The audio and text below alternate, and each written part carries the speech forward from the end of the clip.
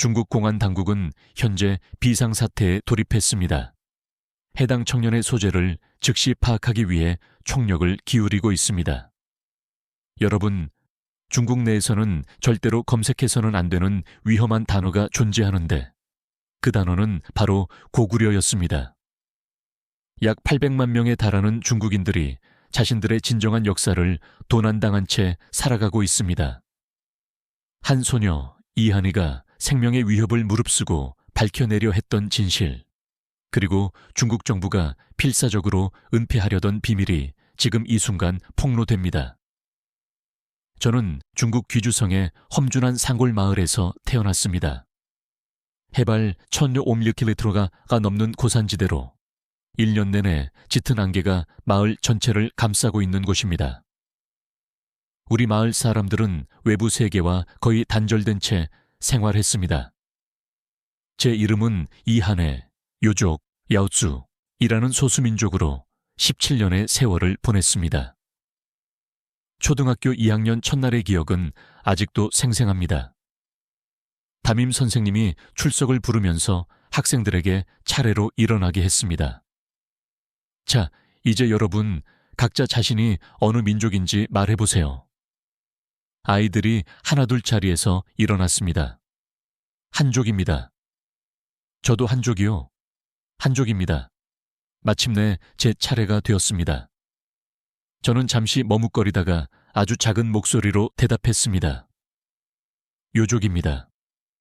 그 순간 교실 안은 정적이 감돌았습니다. 몇몇 아이들이 고개를 돌려 저를 쳐다보았고 뒷자리에서는 누군가 킥킥거리는 소리가 들려왔습니다. 선생님은 명부에 무언가를 기록하며 고개를 끄덕이셨습니다. 아, 그래. 요족은 소수민족이지. 앉아도 좋다. 그날 이후로 저는 교실 안에 보이지 않는 투명한 벽이 존재함을 느끼기 시작했습니다. 아무도 노골적으로 저를 따돌리지는 않았지만 체육 시간에 팀을 나눌 때면 항상 마지막에 남겨졌고 점심시간에 저에게 먼저 함께 식사하자고 권하는 친구는 단 한 명도 없었습니다. 가장 이상했던 것은 역사 수업 시간이었습니다. 선생님은 위대한 중화 문명의 역사를 자랑스럽게 설명하셨습니다. 진시황의 중국 통일, 한나라의 번영, 당나라의 찬란한 문화 등에 대해서 말이죠. 하지만 그 어디에서도 우리 묘족 미야오쭈의 기원에 대한 이야기는 등장하지 않았습니다. 한 번은 용기를 내어 손을 들고 질문했습니다. 선생님, 묘족의 역사는 왜 교과서에 나오지 않나요? 선생님은 잠시 당황하는 기색을 보이시더니 이내 미소를 지으며 답하셨습니다. 묘족도 중화민족의 중요한 일부야.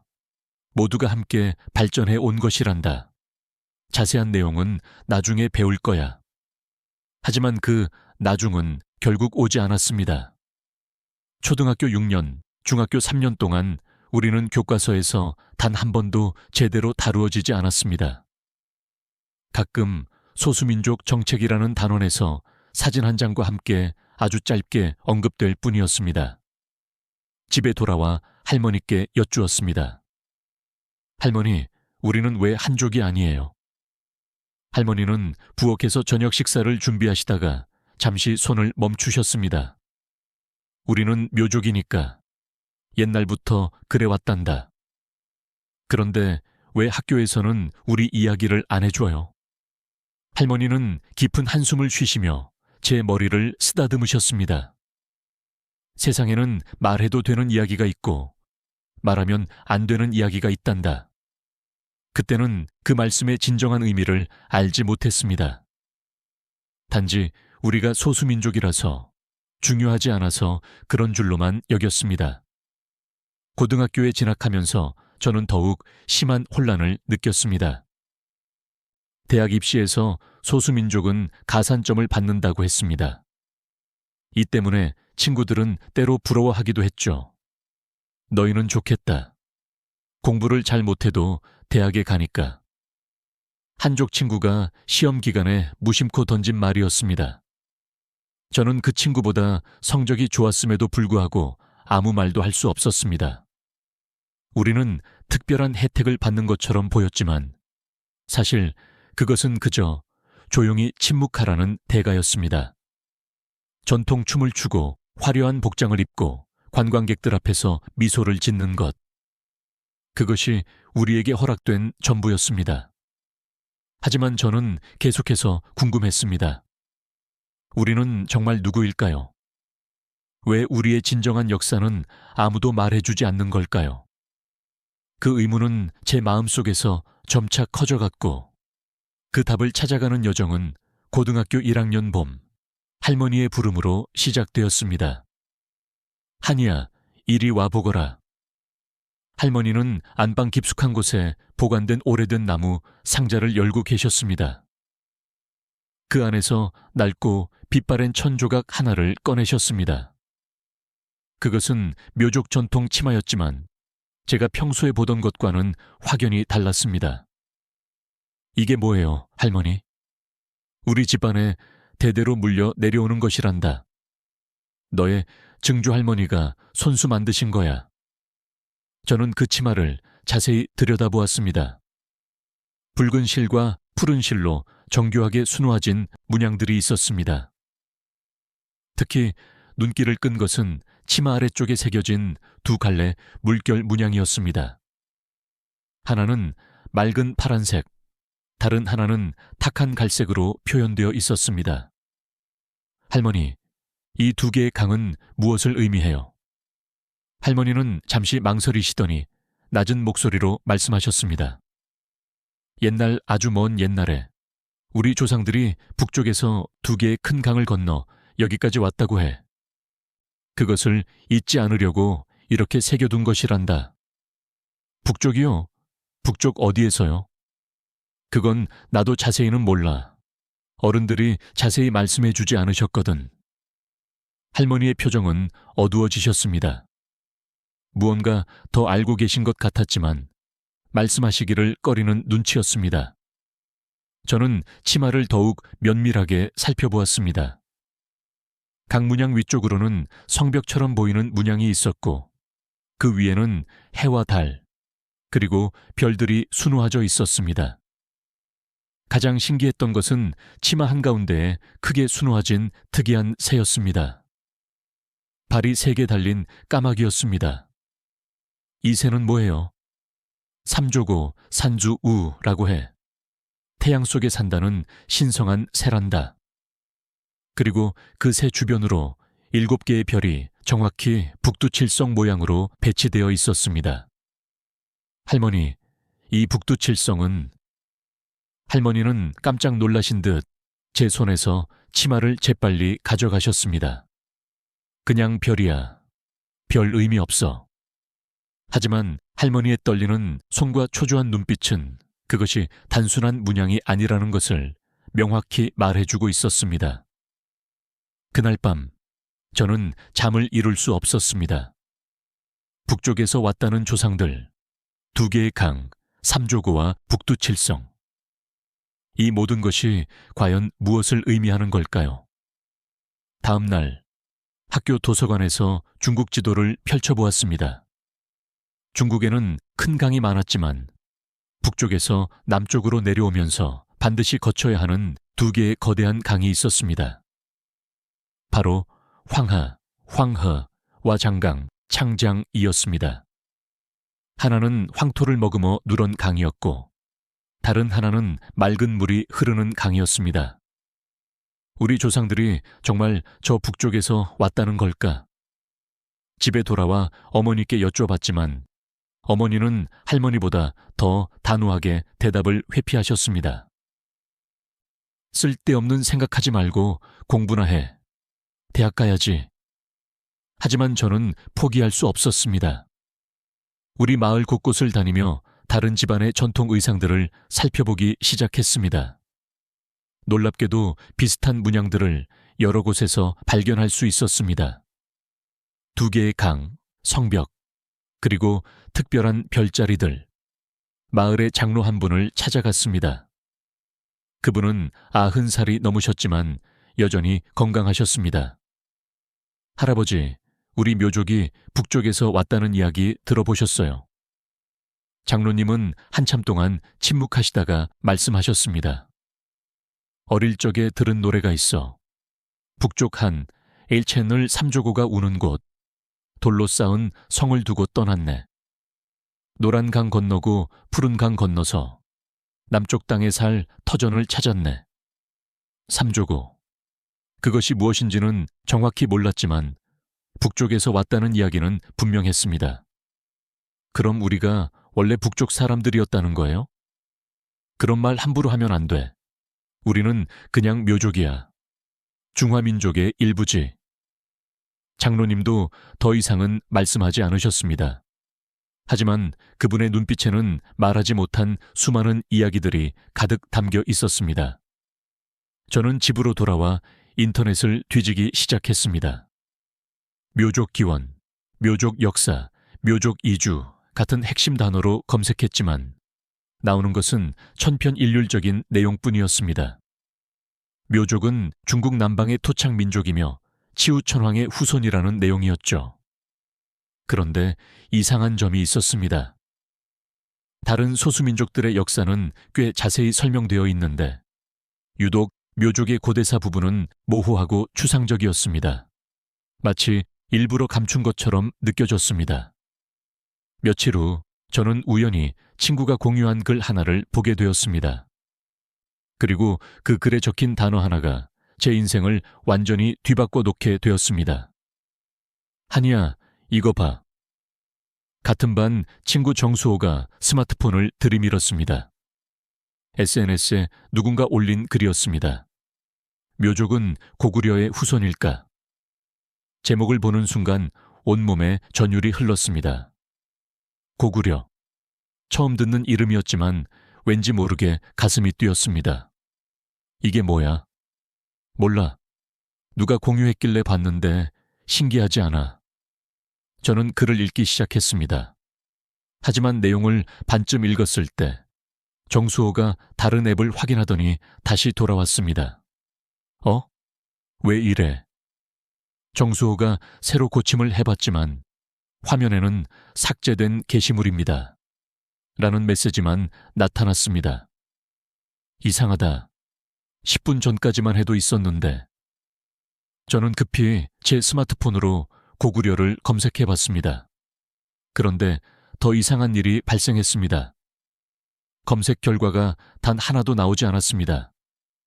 마치 그런 단어가 이 세상에 존재하지 않는 것처럼 말이죠. 고구려가 대체 뭔데 이렇게 빨리 지워지는 걸까? 그날 저녁 집에 와서 컴퓨터로 다시 검색해봤습니다. 역시나 아무것도 나오지 않았습니다. 하지만 포기할 수 없었습니다. 며칠 동안 이곳저곳을 뒤지다가 결국 VPN, 가상사설망이라는 것을 알게 되었습니다. 친구 오빠가 해외 사이트 접속용으로 쓴다며 몰래 알려준 방법이었습니다. 떨리는 마음으로 VPN을 켜고 다시 검색했습니다. 그리고 믿을 수 없는 정보들이 쏟아져 나오기 시작했습니다. 고구려는 기원전 37년부터 서기 668년까지 존재했던 고대 국가였습니다. 668년. 제 눈이 휘둥그레졌습니다. 할머니의 침에 있던 북두칠성과 삼조고, 그리고 668년이라는 특정 연도. 저는 계속해서 읽어나갔습니다. 한반도 북부와 만주 지역을 지배했던 강대국이었고 독자적인 문화와 언어를 가진 독립국가였다는 내용이었습니다. 가장 충격적인 것은 그 다음 내용이었습니다. 668년 고구려가 멸망한 후 당나라는 고구려 유민 약 200만 명을 중국 각지로 강제 이주시켰다. 특히 반란을 막기 위해 5가구 이하로 쪼개어 남방 오지, 아오다잉로 분산시켰다. 손이 떨렸습니다. 계속 읽어나갔습니다. 안동도 후부, 안동 누후후는 고구려 유민들을 효과적으로 통제하기 위해 가족을 분리하고 고구려 사용을 금지했으며 강제로 한족과 결혼시켰다. 하지만 일부 유민들은 험준한 산악지대로 도망쳐 그들만의 공동체를 형성했다.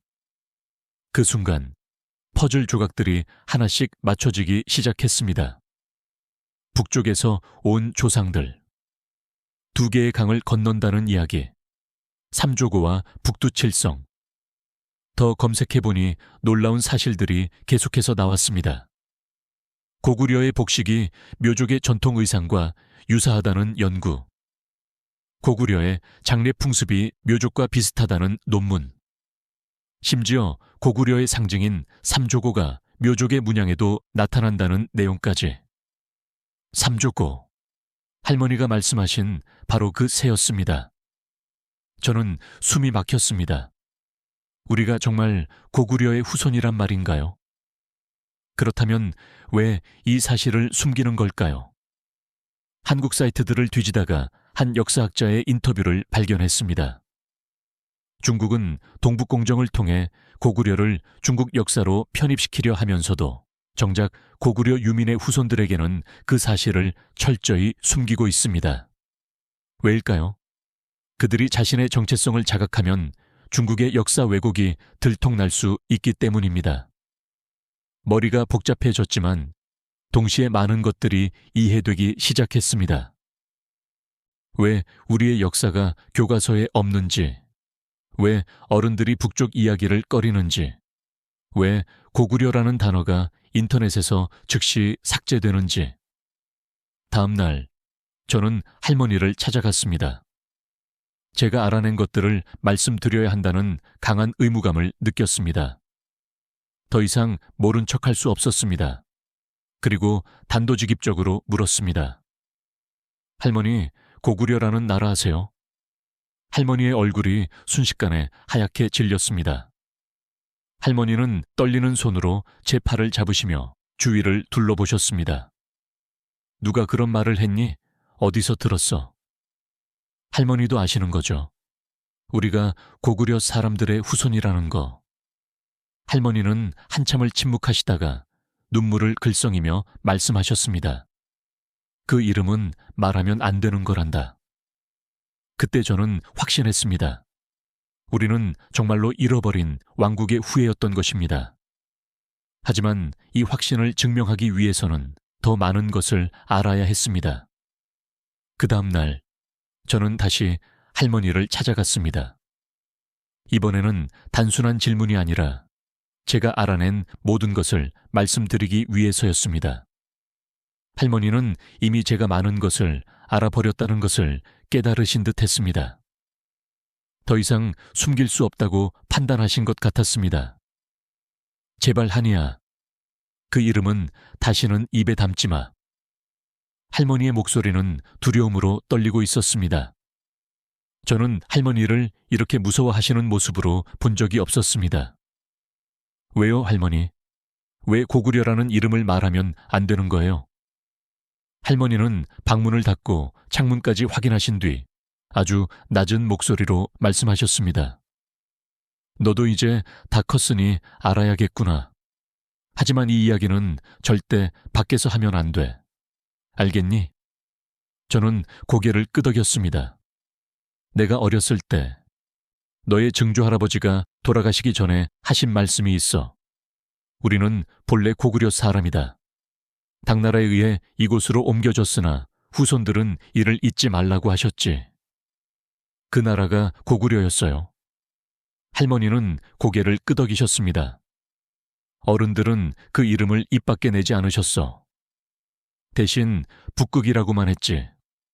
혹시라도 관계에서 알면 큰일 난다고 대대로 숨기라고 하셨어.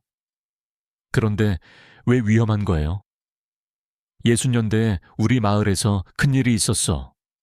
마을 어른 한 분이 술에 취해서 우리가 고구려 후손이라고 떠들고 다니셨거든. 며칠 후 그분은 갑자기 사라지셨어. 가족들은 일하러 갔다고 했지만 다시는 돌아오지 않으셨지. 등골이 오싹해졌습니다. 그 후로 마을 사람들은 더욱 입을 다물었어. 아이들에게도 가르치지 않았고 너희 아버지도 잘 모르실 거야. 그럼 우리가 정말 고구려에서 온 게 맞나요? 할머니는 낡은 상자에서 작은 천 조각을 하나 더 꺼내셨습니다. 거기엔 3발 달린 까마귀가 그려져 있었습니다. 이게 뭐예요? 삼조고라고 해. 우리 조상들의 상징이었대. 태양 속에 사는 신성한 새라고. 제가 인터넷에서 본 바로 그 고구려의 상징이었습니다. 증조할머니가 돌아가시면서 이것만은 꼭 전하라고 하셨어. 우리가 누구인지 잊지 말라고. 하지만 드러내지는 말라고. 할머니, 그럼 668년이라는 연도는요? 할머니는 놀란 눈으로 저를 보셨습니다. 그것도 알았구나. 그래, 우리가 흩어진 니안. 야, 큰 나라가 망하고 우리 조상들이 뿔뿔이 흩어진 해. 왜 5집씩만 모여 살게 했더니 반란을 일으키지 못하게 하려고. 가족도 찢어놓고 말도 못 쓰게 하고 강제로 다른 민족과 결혼시켰대. 할머니는 눈물을 닦으시며 계속 말씀하셨습니다. 처음엔 다들 언젠가 고향으로 돌아갈 거라고 믿었대. 하지만 세월이 흐르고 흘러서 이제는 고향이 어디인지도 모르게 됐어. 그저 북쪽이라고만 전해질 뿐. 그래도 포기하지 않고 지켜온 거네요. 그래, 1000년이 넘도록 우리는 우리가 누구인지 기억하려고 애썼어. 비록 고구려라는 이름은 잃었지만 그 정신만은 잃지 않으려고. 저는 할머니의 손을 꼭 잡았습니다. 할머니, 이제는 달라질 수 있을 거예요. 인터넷도 있고 세상도 많이 바뀌었잖아요. 아니야, 한이야. 더 위험해졌어. 예전엔 그저 모른 척하면 됐지만 지금은 모든 것을 감시하고 있어. 네가 고구려를 검색한 것도 벌써 알고 있을지 몰라. 그래도 진실은 영원히 숨길 수 없어요. 할머니는 제 머리를 쓰다듬으며 말씀하셨습니다. 용감한 우리 손녀. 하지만 조심해야 해. 진실을 아는 것과 그것을 드러내는 것은 다른 문제란다. 그날 밤, 저는 할머니가 주신 삼조고 천조각을 가슴에 품고 잠들었습니다. 꿈속에서 저는 돌로 쌓은 거대한 성벽을 보았습니다. 그리고 그 성벽 위로 날아오르는 3발 달린 까마귀를. 이제 저는 알게 되었습니다. 우리는 단순한 소수민족이 아니라 위대한 왕국의 후예였다는 것을. 그리고 그 진실을 1300년 동안 가슴 깊이 묻고 살아왔다는 것을. 하지만 이것은 시작에 불과했습니다. 진짜 여정은 이제부터였으니까요. 할머니와의 대화 이후 저는 마치 새로운 눈을 뜬 것 같았습니다. 그동안 당연하게 여겼던 우리의 전통과 문화가 모두 다르게 보이기 시작했습니다. 친구 정수에게 조심스럽게 이야기를 꺼냈습니다. 수호야, 혹시 우리 묘족이 원래 북쪽에서 왔다는 얘기 들어본 적 있어? 정수호는 주위를 둘러보더니 속삭였습니다. 너도 그거 찾아봤구나. 사실 나도 궁금했어. 우리 할아버지가 가끔 이상한 말씀을 하시거든. 무슨 말씀? 우리는 돌성을 쌓던 사람들의 후손이라고. 말을 타고 활을 쏘던 용맹한 전사들이었다고. 돌성. 고구려는 뛰어난 축성 기술로 유명했다는 글을 본 기억이 떠올랐습니다. 우리 같이 조사해 볼래? 우리 문화 속에 숨어있는 증거들을 찾아보자. 정수호는 흔쾌히 동의했습니다. 우리는 비밀 프로젝트를 시작했습니다. 첫 번째로 주목한 것은 우리의 장례 풍습이었습니다. 마침 마을에서 장례식이 있었는데 우리는 그 과정을 자세히 관찰했습니다. 묘족은 사람이 죽으면 바로 묻지 않고 집에 며칠 동안 모셔둡니다. 그동안 가족들은 밤새 노래를 부르고 춤을 춥니다. 마치 떠나는 이를 성대하게 배웅하는 것처럼 말입니다. 이상하지 않아? 한족들은 조용히 애도하는데 우리는 왜 노래를 부를까? 정수호가 의문을 제기했습니다. 저는 며칠 전 읽은 자료를 떠올렸습니다. 고구려 벽화에도 비슷한 장면이 있었어. 죽은 이를 위해 노래하고 춤추는 모습이. 더 놀라운 것은 상복이었습니다. 우리는 흰색 상복 위에 특별한 두건을 쓰는데 그 모양이 독특했습니다. 새의 날개처럼 양쪽으로 뻗어 있었죠. 이것도 까마귀와 관련이 있을까? 두 번째로 살펴본 것은 우리의 전통 복식이었습니다. 특히 남자들이 입는 바지가 흥미로웠습니다. 와, 이 바지 봐.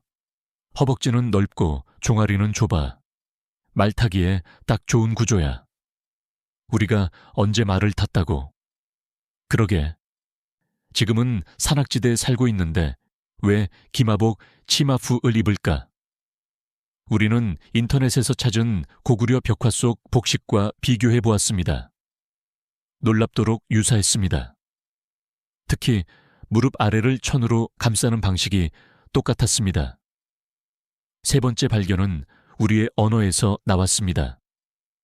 요조어를 사용하는 노인들의 대화를 귀에 깊게 들어보니 가끔 이상한 단어들이 섞여 있었습니다. 이거 들어봐. 우리말로 성을 굴쿠이라고 하잖아. 그런데 한국어로 성이 뭔지 알아? 성챙. 고구려의 구루, 주로와 발음이 비슷하지 않아. 물론 우연일 수도 있었지만 이런 단어들이 한두 개가 아니었습니다.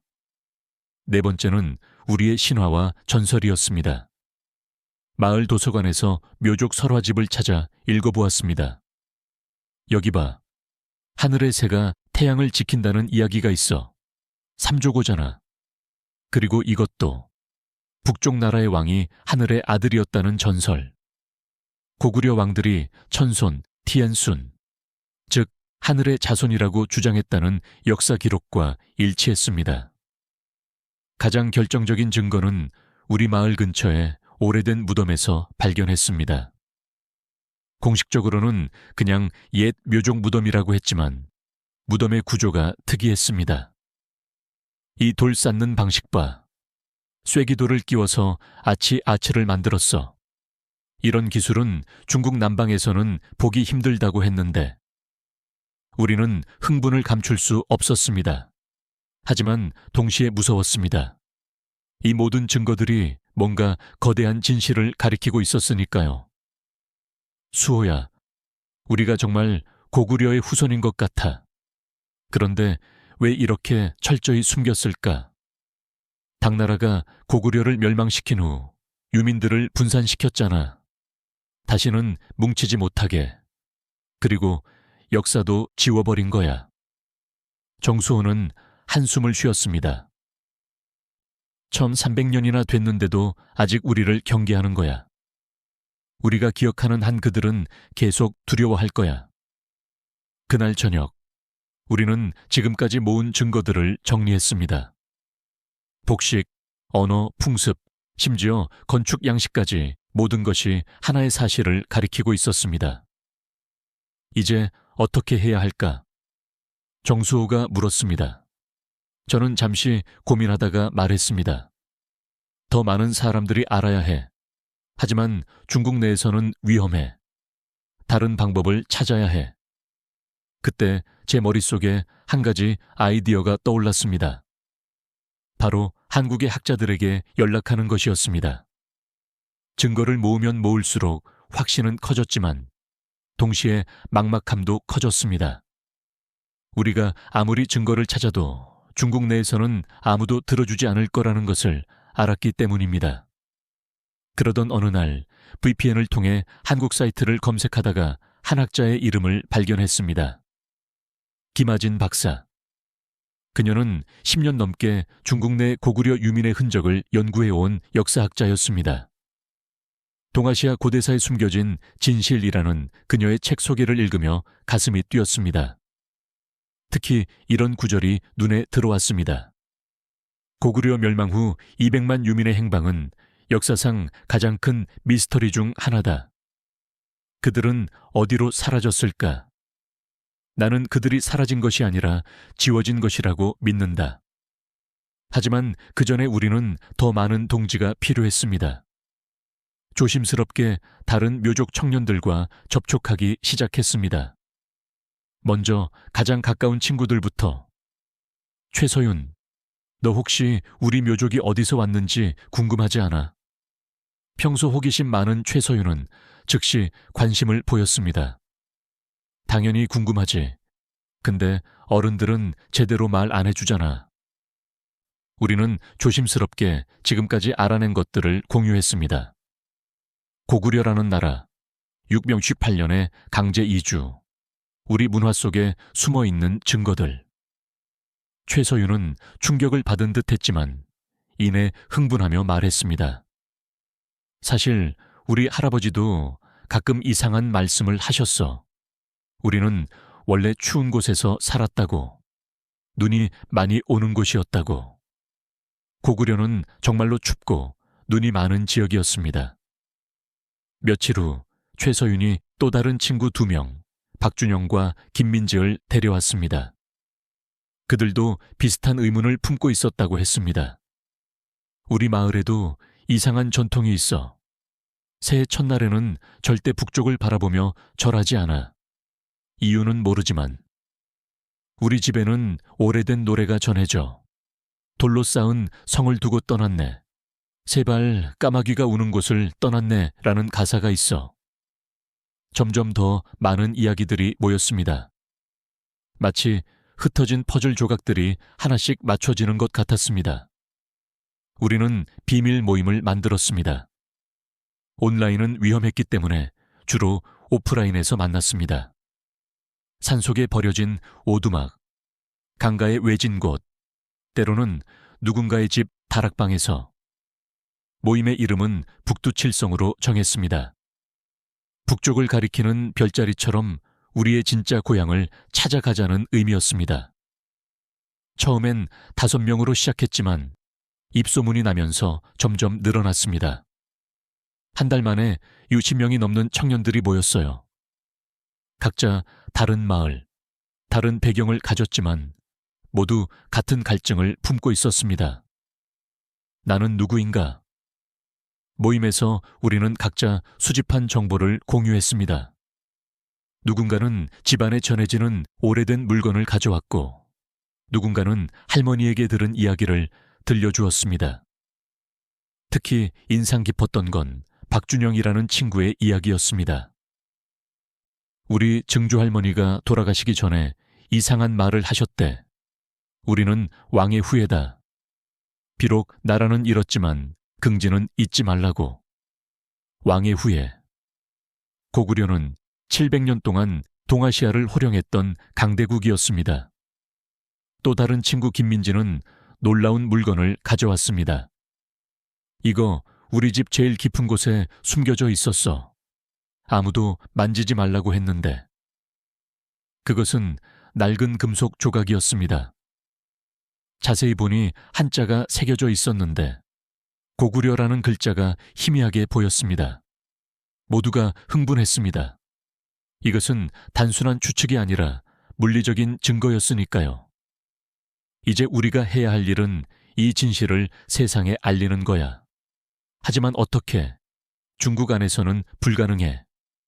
한국이야. 한국의 학자들에게 연락해보자. 모두가 동의했습니다. 우리는 김하진 박사에게 이 모든 것을 전달하기로 결정했습니다. 모임 후 정수호와 저는 밤새 이야기를 나누었습니다. 이제 우리끼리만 아는 것으로는 부족했습니다. 전문가의 도움이 절실했습니다. 그렇게 내린 결론은 김하진 박사에게 연락하는 것이었습니다. 하지만 어떻게 연락해야 할지가 문제였습니다. 이메일 주소를 찾는 것도 쉽지 않았고, 무엇보다 중국에서 한국으로 보내는 메일이 감시당할 수도 있었으니까요. 결국 우리는 몇 단계를 거쳐 우회하기로 했습니다. 먼저 VPN으로 익명 이메일을 만들고 그 계정으로 김 박사가 근무하는 대학의 공개 이메일로 연락했습니다. 편지를 쓰는데 일주일이 걸렸습니다. 무엇을 어떻게 써야 할지, 어디까지 밝혀야 할지 고민이 많았습니다. 제목을 뭐라고 쓸까? 너무 직접적이면 필터링 될 수도 있어. 그럼 동아시아 고대사에 관한 질문은 어때? 결국 우리는 최대한 조심스럽게 편지를 작성했습니다.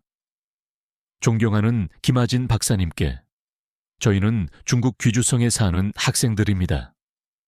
박사님의 연구를 접하고 큰 감명을 받아 이렇게 용기 내어 연락드립니다. 저희는 소수민족인 묘족입니다. 최근 저희 민족의 역사를 조사하던 중 놀라운 사실들을 발견했습니다. 저희의 전통 문화가 박사님이 연구하신 고대 왕국과 많은 유사점을 보인다는 것입니다. 예를 들어 저희 전통 복식의 구조, 장례 풍습, 그리고 구전되는 이야기들이 놀라울 정도로 일치합니다. 특히 저희 조상들이 북쪽에서 2개의 강을 건너왔다는 전승은 역사적 사실과 맞아떨어지는 것 같습니다. 더 놀라운 것은 저희 할머니께서 보관하고 계신 오래된 천에 삼조고와 북두칠성이 새겨져 있다는 것입니다. 이것이 무엇을 의미하는지 박사님은 아실 거라 생각합니다.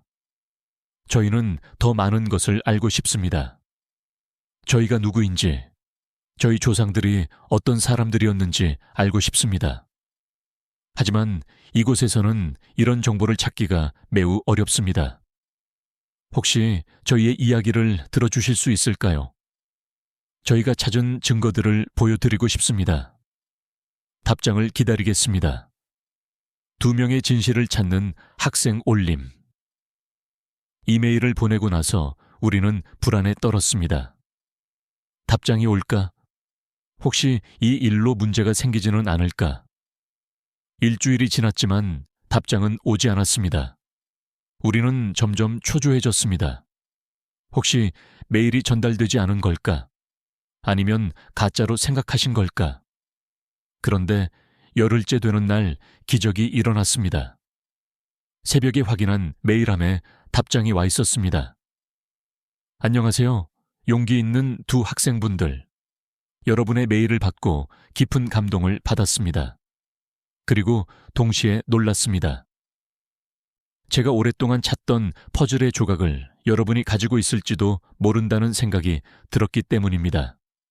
668년은 매우 중요한 해입니다.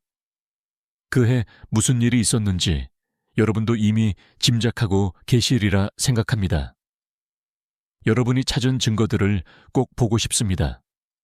하지만 이메일로는 한계가 있을 것 같습니다. 혹시 화상통화가 가능할까요?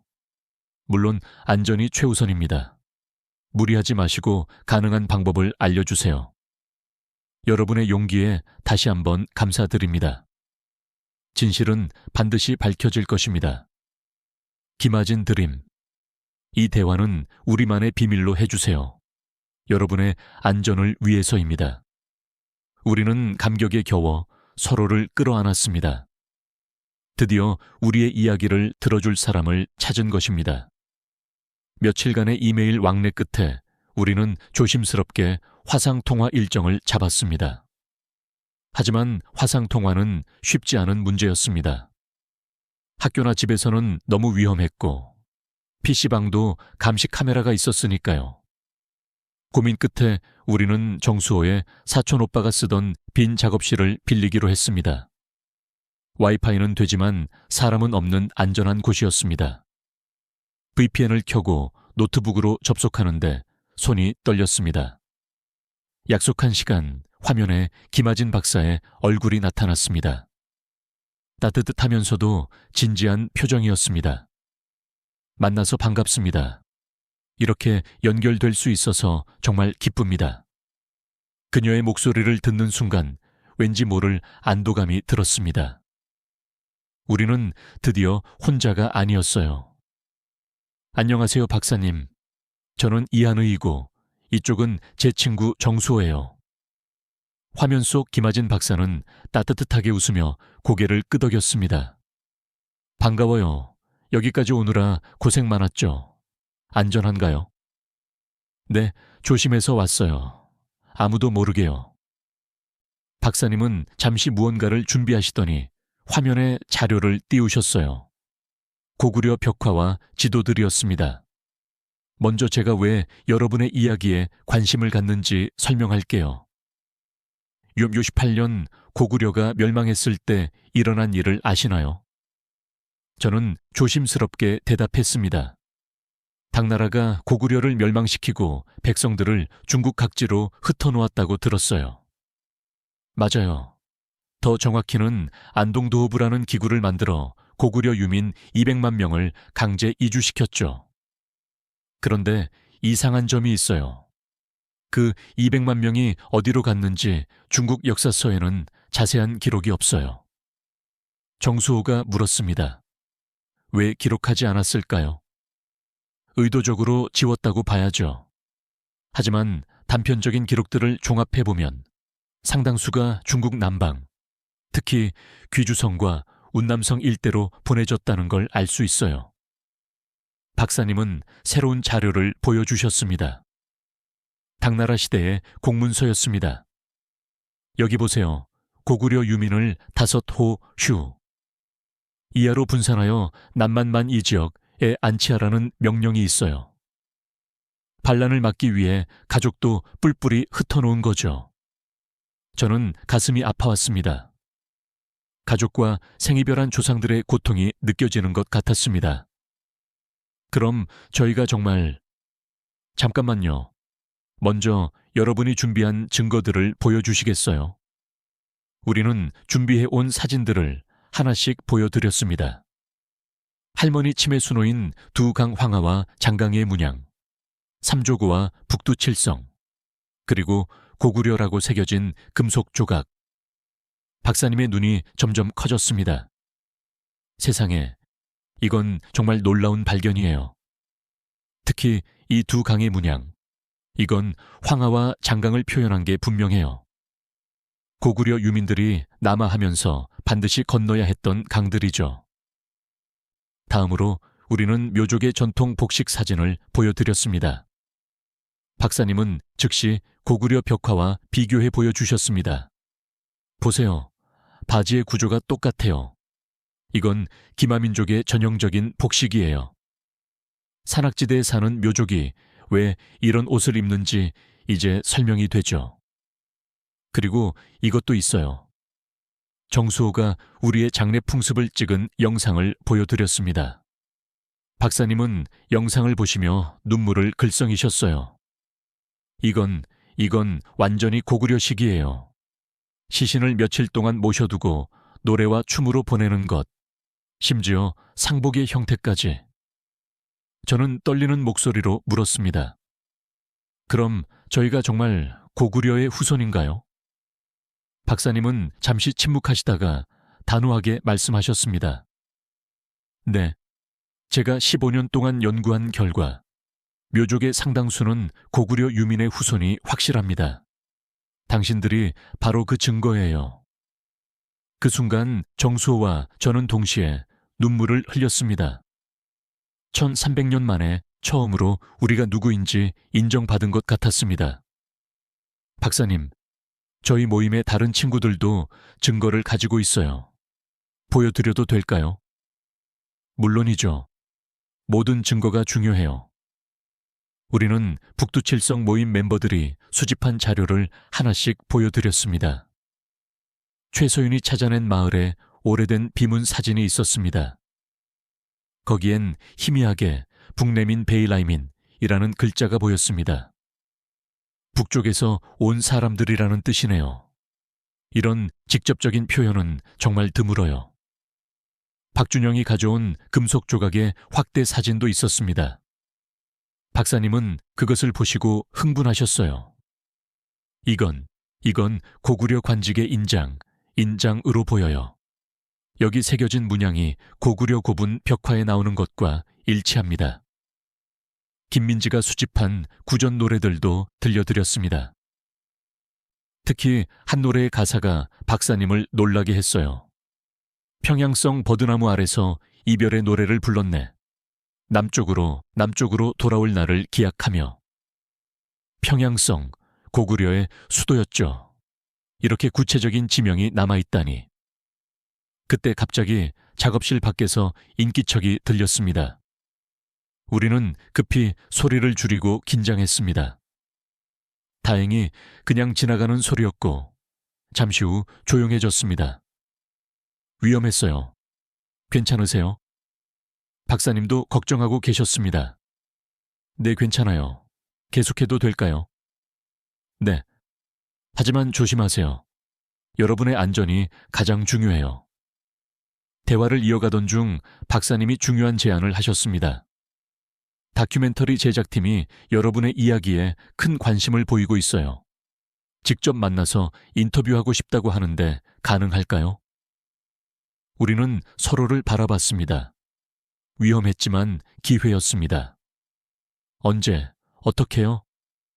그들이 관광객으로 위장해서 들어갈 예정이에요. 자세한 건 따로 연락드릴게요. 통화를 마치고 며칠 후 암호화된 메시지로 만남 장소와 시간이 전달되었습니다. 도시에서 50km 떨어진 폐공장이었습니다. 약속한 날, 우리는 새벽 4시에 출발했습니다. 누가 따라오는지 수시로 확인하며 길을 돌아갔습니다. 북두칠성 모임 멤버 중 5명이 함께했습니다. 더 많은 인원은 눈에 띌 수 있어서 2씩, 3씩 다른 시간에 출발해 따로따로 도착하기로 했죠. 폐공장에 도착했을 때 이미 2사람이 기다리고 있었습니다. 한국인 박진성 감독과 카메라맨이었습니다. 안녕하세요. 저는 박진성 감독입니다. 이렇게 위험을 무릅쓰고 나와주셔서 정말 감사합니다. 감독은 40대 중반의 진지한 표정의 남성이었습니다. 카메라맨은 조용히 장비를 세팅하고 있었습니다. 여러분의 이야기를 전 세계에 알리고 싶습니다. 준비되셨나요? 우리는 고개를 끄덕였습니다. 안전을 위해 얼굴은 가리고 목소리도 변조하기로 했습니다. 인터뷰는 개인별로 진행되었습니다. 먼저 제 차례였습니다. 처음 고구려라는 이름을 들었을 때 어떤 느낌이었나요? 마치 오랫동안 잊고 있던 제 진짜 이름을 누군가 불러준 것 같았어요. 가슴이 뜨거워지면서도 눈물이 났습니다. 할머니께서 치마를 보여주셨을 때는요. 그때까지는 그저 오래된 가보라고만 생각했어요. 그런데 삼조구와 북두칠성이 고구려의 상징이라는 걸 알게 된 순간 온몸에 소름이 돋았습니다. 1100년 동안 할머니의 할머니, 그 할머니의 할머니가 지켜온 비밀이었던 거예요. 감독은 세심하게 질문을 이어갔습니다. 중국 정부가 이 사실을 숨기는 이유는 뭐라고 생각하세요? 두려워하는 것 같아요. 우리가 우리의 정체성을 자각하면 그들이 주장하는 역사가 거짓이라는 게 드러나니까요. 다음은 정수호의 차례였습니다. 프로그래머로서 자료를 암호화하는 작업을 하셨다고요? 네, 우리의 기록이 사라지지 않도록 여러 방법을 개발했어요. 겉보기엔 평범한 파일이지만 특별한 키를 입력하면 우리의 역사가 나타나죠. 최서윤의 인터뷰는 특히 감동적이었습니다. 저희 증조할머니가 돌아가시기 직전에 하신 말씀이 있어요. 우리는 왕의 후예다. 나라는 잃었지만 자부심은 잃지 말아라고요. 그때는 무슨 말인지 몰랐는데 이제야 이해가 됩니다. 박준영은 자신이 발견한 금속 조각을 직접 가져왔습니다. 이걸 발견했을 때 손이 떨려서 제대로 들 수가 없었어요. 참 300년 전 우리 조상이 직접 사용했던 물건이라고 생각하니. 감독은 조각을 여러 각도에서 촬영했습니다. 이건 정말 귀중한 유물이에요. 박물관에 있어야 할 물건이죠. 김민지는 할머니들에게서 채록한 노래를 직접 불러주었습니다. 구슬픈 멜로디에 모두가 숙연해졌습니다. 인터뷰 중간중간 감독은 우리가 가져온 증거들을 하나하나 촬영했습니다. 전통 복식, 문양, 오래된 문서들, 그리고 마을의 특이한 풍습들까지. 이 정도 증거면 학계를 뒤흔들 겁니다. 여러분이 얼마나 중요한 일을 하고 있는지 아시나요? 윤이나가 조심스럽게 물었습니다. 이 다큐멘터리가 공개되면 저희는 어떻게 되는 걸까요?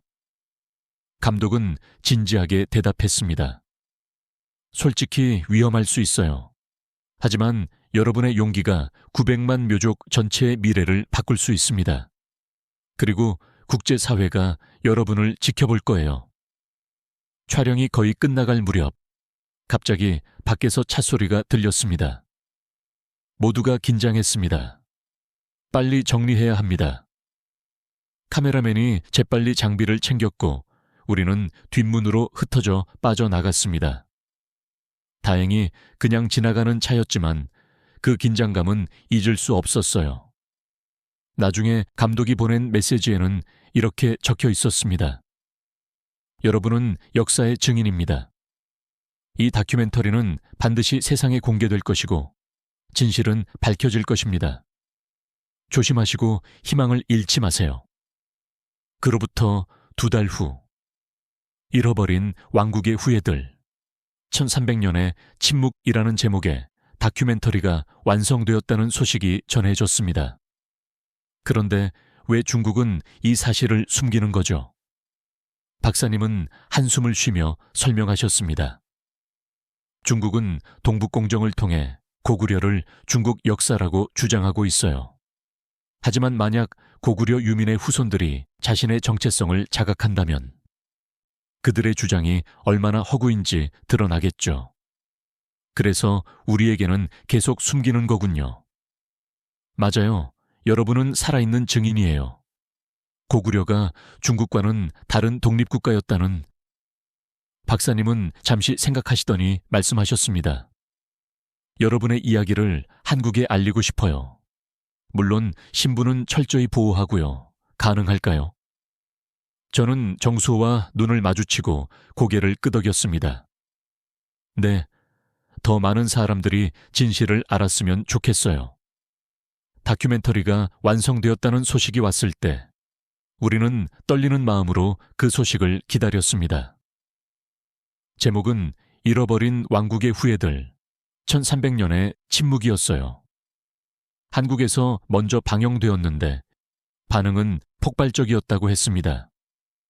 김하진 박사가 흥분된 목소리로 전화했습니다. 시청률이 15%를 넘었어요. 온라인에서는 더 큰 화제예요. 모두가 여러분의 이야기에 감동하고 있어요. 방영 직후 한국의 주요 포털 사이트 실시간 검색어 1위에 묘족 고구려가 올랐다고 했습니다. 댓글은 수만 개가 달렸습니다. 정말 가슴이 아픕니다. 우리의 형제들이 그렇게 오랜 세월 고통받았다니. 중국의 역사 왜곡이 이 정도일 줄은 몰랐습니다.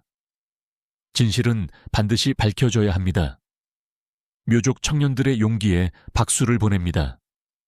당신들은 혼자가 아닙니다. 특히 감동적이었던 건 한 할머니의 메시지였습니다. 저도 고구려의 후손입니다. 우리 가족은 다행히 한반도에 남을 수 있었지만 중국으로 끌려간 동포들을 잊은 적이 없습니다. 1300년 만에 여러분을 찾게 되어 너무 기쁩니다. 한국의 역사학자들도 즉각 반응했습니다. 서울대, 연세대, 고려대 등 주요 대학의 교수들이 공동 성명을 발표했습니다. 묘족 청년들이 제시한 증거는 학술적으로 매우 신빙성이 높습니다. 특히 삼조고와 북두칠성 문양, 그리고 언어적 유사성은 고구려 유민설을 강력히 뒷받침합니다. 이제 국제학계가 나서서 진실을 규명해야 할 때입니다. 방송 3일 만에 청와대 국민청원 게시판에 중국 내 고구려 후손들을 도와주세요 라는 청원이 올라왔고 일주일 만에 50만 명이 서명했습니다. 더 놀라운 일은 그 다음에 일어났습니다. 한국 방영 2주일 후 영어 자막이 달린 버전이 유튜브에 업로드되자 다큐멘터리가 전 세계로 퍼져나간 것입니다. 조회수가 폭증했습니다. 첫날 100만 3일 만에 500만, 일주일 만에 1000만 뷰를 돌파했어요. 댓글은 세계 각국에서 달렸습니다. 믿을 수 없는 이야기다. 중국이 이렇게까지 역사를 숨길 줄은 몰랐다. 용감한 젊은이들이다. 진실을 위해 싸우는 그들을 지지한다. 이것이 진짜 역사다. 중국의 거짓말은 이제 끝났다. 우리나라에도 비슷한 사례가 있다. 소수민족의 역사는 존중받아야 한다. 곧이어 일본어, 스페인어, 프랑스어, 독일어 등 다양한 언어로 자막이 추가되었고 각국의 유튜버들이 리액션 영상을 만들기 시작했습니다. 특히 역사 전문 유튜버들의 분석 영상이 인기를 끌었어요. 고구려 유민 200만 명의 미스터리 드디어 풀렸다. 중국이 숨기고 싶었던 불편한 진실. DNA 분석으로 증명된 놀라운 사실. 해외 언론들도 주목하기 시작했습니다. BBC는 잃어버린 왕국의 후손들이라는 제목으로 특집 보도를 했습니다. 1100년 동안 숨겨진 역사의 진실이 드러났다. 중국 묘족의 상당수가 고대 왕국 고구려의 후손이라는 증거가 발견된 것이다. CNN은 현장 취재를 시도했어요. 우리는 중국 귀주성의 묘족 마을을 직접 방문했다. 그러나 중국 당국의 엄격한 통제로 주민들과의 접촉은 불가능했다. 이것 자체가 중국 정부가 무언가를 숨기고 있다는 증거다. NHK는 더 깊이 있는 다큐멘터리를 제작했습니다. 동아시아 역사의 블랙홀, 사라진 200만 고구려인의 행방이라는 제목으로 2시간짜리 특별 프로그램을 방영했어요. 프랑스의 르몽드지는 문화면 톱기사로 다뤘습니다. 예술과 전통 속에 숨겨진 정체성, 묘족 청년들의 창의적 저항. 독일의 슈피겔지는 정치적 분석을 더했어요. 중국의 역사 왜곡 정책, 소수민족 정체성 말살의 증거. 학계의 반응은 더욱 뜨거웠습니다. 하버드대 동아시아학과의 마크 피터슨 교수는 논문을 발표했습니다. 묘족의 문화적 증거들은 고구려 유민설을 강력하게 뒷받침한다. 특히 삼조구 문양과 북두칠성의 조합은 고구려 고분 벽화에서만 볼 수 있는 독특한 특징이다. 옥스퍼드대의 제임스 로이스 교수도 지지 의견을 냈어요. 언어학적 분석 결과 묘족어의 일부 단어가 고구려어로 추정되는 단어들과 놀라운 유사성을 보인다. 도쿄대 사학과는 긴급 심포지엄을 열었습니다. 동아시아 고대사의 재조명, 고구려 유민의 행방이라는 주제로 각국 학자들이 모였어요. 유네스코도 움직이기 시작했습니다. 우리는 중국 묘족의 문화유산이 체계적으로 연구되고 보호되어야 한다고 믿는다. 특히 그들의 역사적 정체성과 관련된 증거들은 인류 전체의 소중한 유산이다. 더욱 놀라운 것은 중국 내 묘족 사회의 반응이었습니다. 다큐멘터리는 중국에서 즉시 차단되었지만 VPN을 통해 본 묘족 청년들이 폭발적으로 반응했어요. 저도 같은 생각을 하고 있었어요. 우리 할머니도 비슷한 이야기를 하셨거든요. 귀양에서 연락드려요. 여기도 같은 전통이 있어요. 함께하고 싶어요. 운남성 묘족입니다. 우리 마을에도 삼조고가 새겨진 비석이 있어요. 스촨성에서 연락합니다. 저희 집안에 전해지는 족보에 북방에서 왔다고 적혀 있어요. 광시 장족자치구의 묘족입니다. 저희 마을 이름이 고려촌이에요. 각 지역에서 보내온 증거 사진들이 쏟아졌습니다. 호남성의 한 청년이 보낸 사진은 특히 충격적이었어요. 오래된 묘족 족보의 첫 페이지에 한문으로 이렇게 적혀 있었습니다. 우리는 본래 고구려 사람이다. 당나라에 의해 이곳으로 옮겨졌으나 후손들은 이를 잊지 말라.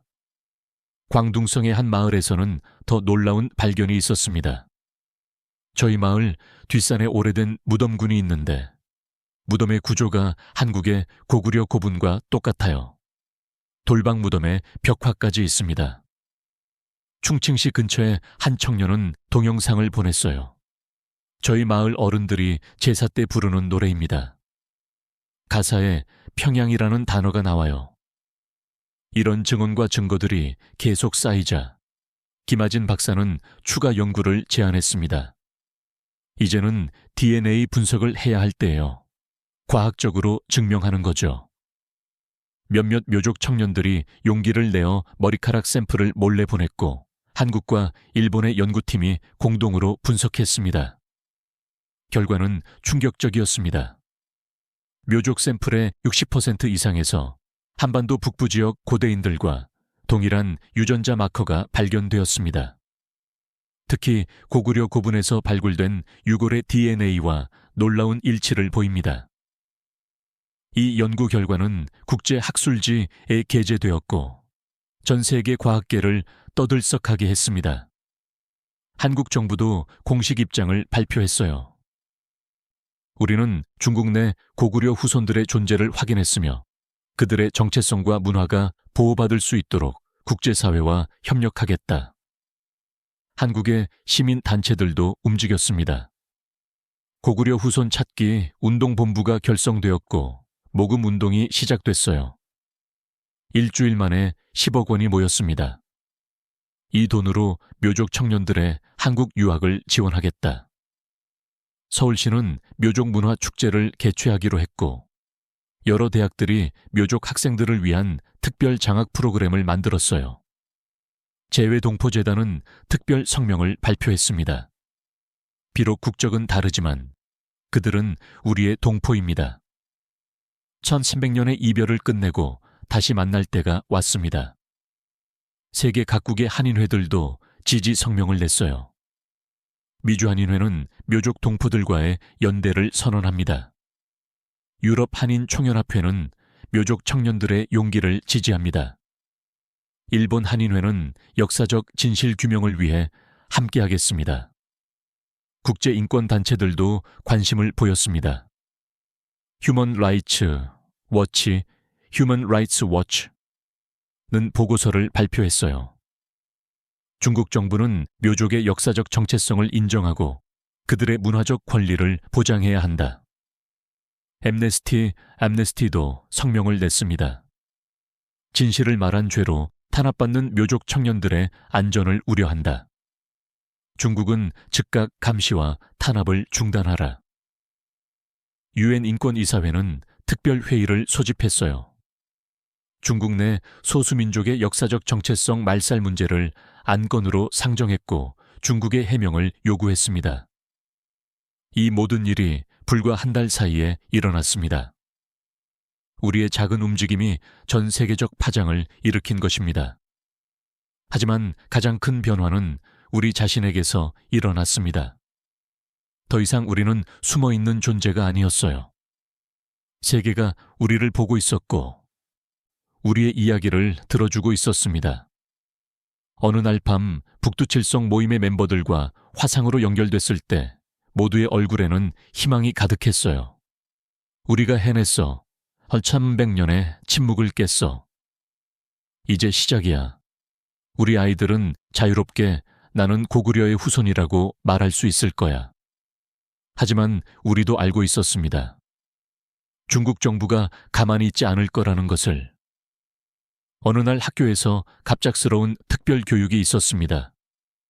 주제는 올바른 민족관이었습니다. 최근 일부 외국 세력이 우리 소수민족을 이용해 분열을 조장하고 있습니다. 여러분은 현혹되지 마세요. 우리는 모두 중화민족입니다. 학생들의 시선이 은연중에 저와 정수에게 쏠렸습니다. 56개 민족이 하나 되어 위대한 중국을 만들어가고 있습니다. 분열을 조장하는 어떤 시도도 용납되지 않을 것입니다. 방과 후 담임 선생님이 저를 따로 불렀어요. 한이야, 요즘 집중을 못하는 것 같은데 무슨 일 있니? 아니에요, 선생님.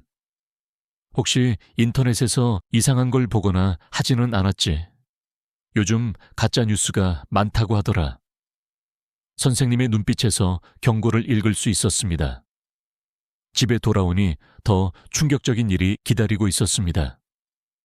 마을 공안이 집에 와 있었던 겁니다. 본인이 이 안에 맞습니까? 제복을 입은 두 남자가 거실에 앉아 있었습니다. 부모님은 얼굴이 하얗게 질려 있었습니다. 그냥 일상적인 조사입니다. 최근 외국과 접촉한 적이 있습니까? 없어요.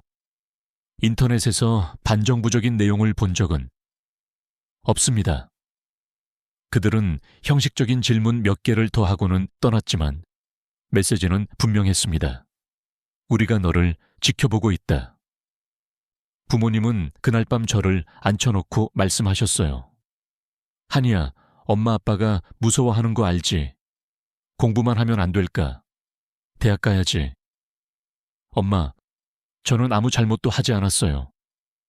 그게 중요한 게 아니야.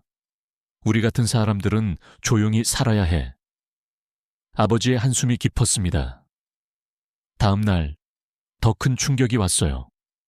우리 모임의 핵심 멤버였던 최서윤이 갑자기 사라진 겁니다. 가족들은 친척 집에 갔다고 했지만 누구도 믿지 않았어요. 최서윤이 어디 갔는지 아무도 몰라. 핸드폰도 꺼져 있고. 남은 멤버들 사이에 공포가 퍼졌습니다. 모임은 자연스럽게 해체되었습니다. 누구도 먼저 연락하지 않았고 만나자는 말도 꺼내지 않았습니다. 학교에서도 감시가 심해졌어요. 복도마다 새로운 CCTV가 설치되었고 핸드폰 사용이 엄격히 제한되었습니다. 학생들의 올바른 성장을 위한 조치라고 했지만 누구나 진짜 이유를 알고 있었죠. 일주일 후 정수호마저 변했어요. 한이야, 우리 이제 그만하자. 무슨 소리야? 무서워. 최서윤처럼 될 수도 있잖아. 그래도 우리가 발견한 진실이 뭐가 중요해? 우리가 무사한 게 더 중요하지. 친한 친구의 포기에 마음이 무너지는 것 같았습니다. 그런데 의외의 곳에서 희망이 왔어요. 어느 날 밤 할머니가 조용히 제 방으로 오셨습니다. 한이야, 이거 가지고 있어. 할머니가 건네신 건 작은 USB였습니다. 이게 뭐예요? 네가 모은 자료들 다 복사해뒀어. 혹시 컴퓨터를 압수당해도 이건 남겨둬야지. 놀라서 할머니를 봤더니 결연한 표정으로 말씀하셨어요. 나도 젊었을 때 포기했어. 그래서 평생 후회했단다. 너라도 끝까지 가봐. 조심하면서. 할머니의 손은 떨리고 있었지만 눈빛은 단호했습니다. 며칠 후 뜻밖의 소식이 전해졌어요. 김아진 박사가 암호화된 메시지를 보내온 겁니다. 포기하지 마세요. 국제사회가 주목하고 있어요. UN 인권위원회에서도 이 문제를 다루기로 했답니다. 조금만 더 버티세요. 그리고 더 놀라운 소식이 이어졌습니다. 한국의 여러 대학에서 묘족 청년들에게 장학금을 제공하겠다고 나섰어요. 여러분이 안전하게 공부할 수 있도록요. 눈물이 났습니다. 비록 중국 내에서는 숨죽여야 하지만 세계는 우리를 잊지 않고 있었던 거예요. 공포의 분위기 속에서도 포기할 수 없는 것들이 있었습니다. 인터넷이 막히고 모임이 해체되었지만 우리는 각자의 방식으로 저항을 이어갔어요. 저는 일기를 쓰기 시작했습니다. 디지털이 위험하다면 아날로그로 돌아가기로 한 거죠. 매일 밤 할머니가 들려주신 이야기, 우리가 발견한 증거들, 그리고 지금의 상황을 꼼꼼히 기록했어요. 어느 날 뜻밖의 손님이 찾아왔습니다. 같은 학교 후배인 오지우였습니다. 선배, 저도 그 다큐멘터리 봤어요. VPN으로요. 조심해야 해. 지금은 위험해. 알아요. 하지만 저도 뭔가 하고 싶어요. 오지우는 미술을 전공하는 학생이었어요. 그녀는 작은 스케치북을 꺼내 보여줬습니다. 이거 보세요. 우리 전통 문양들을 그리고 있어요. 언젠가는 이것들의 진짜 의미를 밝힐 수 있겠죠. 스케치북에는 아름다운 그림들이 가득했어요. 삼조고, 두 갈래 강, 성벽 문양들이 현대적으로 재해석되어 있었습니다. 이거 정말 멋져요. 선배가 시작한 일을 저희가 이어가고 싶어요. 비록 크게 나서지는 못해도요. 며칠 후 더 많은 후배들이 찾아왔어요. 그들도 각자의 방식으로 우리 문화를 기록하고 있었습니다. 한 명은 할머니들의 구전 노래를 몰래 녹음하고 있었고, 다른 한 명은 전통춤 동작을 그림으로 그려 보존하고 있었어요. 언젠가는 이 모든 게 의미를 가질 거예요. 우리는 조심스럽게 네트워크를 만들었습니다. 온라인이 아닌 오프라인으로, 디지털이 아닌 아날로그로. 특히 인상 깊었던 건 윤이나라는 친구의 프로젝트였어요. 그녀는 묘족 할머니들을 찾아다니며 그들의 손을 사진으로 찍고 있었습니다. 왜 손이야? 할머니들 손에는 역사가 새겨져 있어요. 바느질 하느라 굳은 살이 박인 손, 전통 염색을 하느라 물든 손. 이 손들이 우리 문화를 지켜왔잖아요. 사진 속 할머니들의 손은 정말로 많은 이야기를 담고 있었습니다. 우리는 또한 암호 체계를 만들었어요. 겉으로는 평범한 학교 과제나 취미 활동으로 보이지만 실제로는 우리의 역사와 문화를 담은 작업들이었죠. 예를 들어 민속예술연구라는 이름으로 삼조구 문양을 조사하고 지역 설화 수집이라는 명목으로 고구려 관련 전승을 모았습니다. 가장 큰 프로젝트는 할머니의 요리책이었어요. 표면적으로는 묘족 전통 요리법을 모으는 거였지만 실제로는 각 요리에 얽힌 역사와 이야기를 함께 기록했습니다. 이 요리는 우리 조상들이 긴 여행을 할 때 만들어 먹었대요. 북쪽에서 남쪽으로 오는 동안.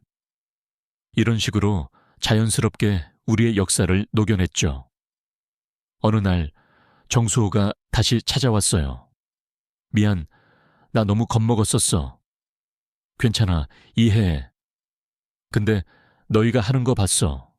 나도 뭔가 하고 싶어. 정수호는 프로그래밍을 잘했기 때문에 우리의 자료를 안전하게 보관할 방법을 연구하기 시작했어요. 클라우드나 일반 저장 장치는 위험했기 때문에 특별한 암호화 방식을 개발했죠.